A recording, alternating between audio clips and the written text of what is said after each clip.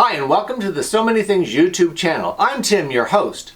Here you get to sew with the boys, quilt with the boys, embroider with the boys, and of course, mostly have some fun, and you might learn something along the way. Stay tuned!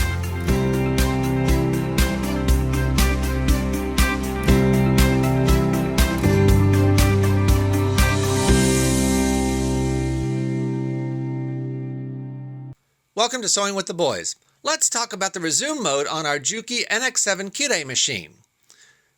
This is a feature that when activated will save you some time and some aggravation should you forget to store into memory of the machine the last stitch pattern that you sewed. You can see here when you start the machine up and you've got this feature activated, it's going to ask you if you'd like to resume your last pattern. My last pattern was an applique stitch that I was sewing, so it's going to return or resume that applique stitch for me with my settings, not just the default one that's in the machine. As you can see here, I made some custom changes to mine. Oh, but you need to know how to turn this feature on because it comes defaulted turned off when you get your new NX7.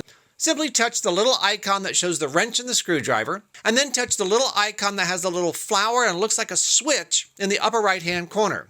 Then select the second option down to turn on that feature, touch the green check mark, which means OK, and your settings are complete.